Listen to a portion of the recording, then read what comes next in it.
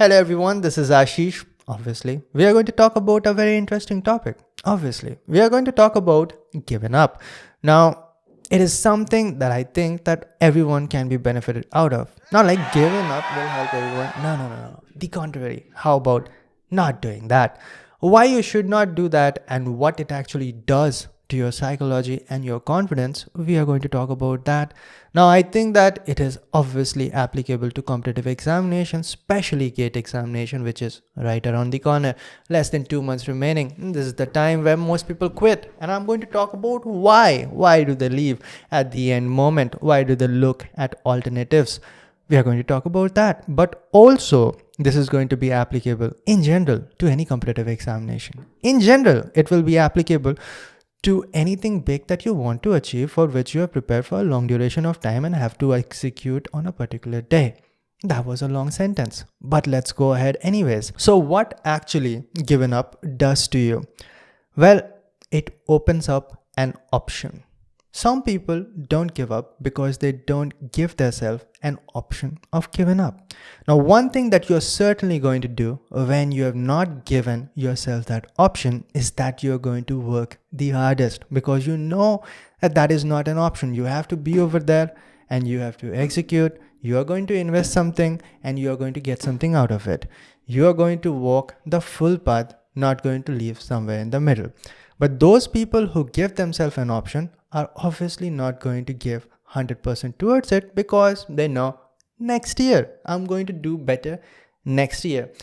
Now, we are going to talk about what saying next year does to you, but let's first talk about why does this kind of feeling or urge to give up is so predominant at the end of your journey. Let's talk about it logically. Well, for one, the more you proceed through a path, the more errors you make, or the closer you are to your destination, the better you understand what you really needed. And then you look back and then you found out that I made this mistake, not acknowledging the fact that everyone has made some mistake or the other. No human being is perfect. That includes you. So you just look at yourself and the mistakes that you have made, not caring about the fact that everyone has made some mistake or the other. Your efficiency is never going to be 100%, just like Carnot's efficiency. You must have seen this again and again in engineering, to those who are from science and engineering background. But coming back to the point, when you look at all these mistakes, then you think that, let's do it better next time. Not knowing much that next time also it is not going to be perfect. Now, I can understand from both perspectives. When I was preparing, I used to have the same feeling that I made a lot of mistakes. Now when I look at thousands of students, then I understand that majority have that feeling, like 99%. So you have to understand that it's never going to be perfect. And now let's come back to what it does to you when you give yourself a next year option. Well, next year, the exact same thing is going to happen. It is kind of an addiction of giving up. It's not good for you, obviously. Now, this is something from my personal experience. Those people who said next year, the next year never came. And I said, never ever, not even after 5 years, it never came.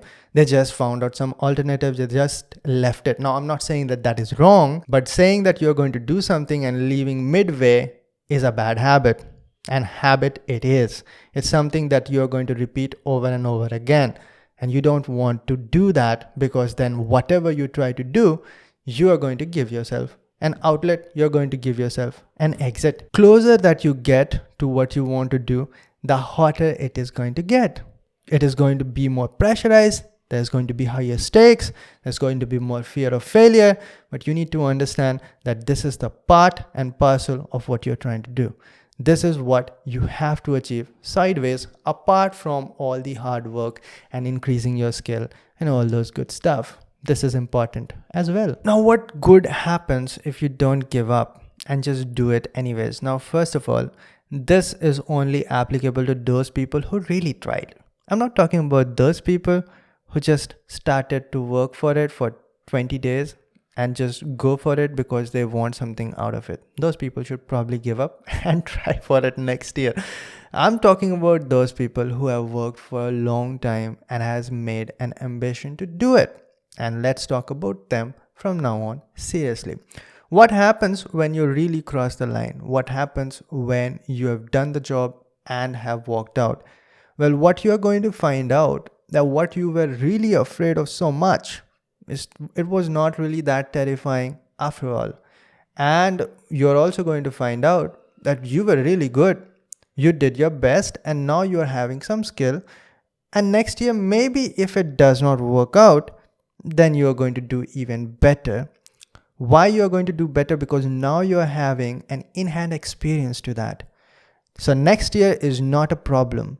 Giving up and saying next year is a problem because you never had that real experience. And now if you did do it, now you have a real experience.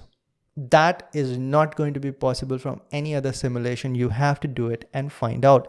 Now the best case scenario, well, you got what you wanted and there's no need to elaborate that. But doing something that you're afraid to lets you know about only one thing, that it was not that terrifying after all. Now, how to develop this habit of not having a habit to give up? Looking at what I did is difficult. To a huge extent, it is an ego thing, quite honest. And that is why I say that ego is good to some extent. Well, I'll explain it a little bit. What a lot of people want to do is that pursue something secretly. That I'm not going to tell my parents, I'm not going to tell my friends, I'm not going to tell anyone. And when I do it, I'm going to let everyone know. But if I don't do it, hey, nobody will know. So that's why nobody tells anyone. I know this because a lot of times people ask me this question, how can I do this in secrecy? Well, I said this over and over again. If you're really going to do it, everybody is going to know. Now, here's what's good that happens if everyone is going to know. If everybody knows, then you have a fear and a feeling that I have to do it. Otherwise, everyone is going to laugh at me.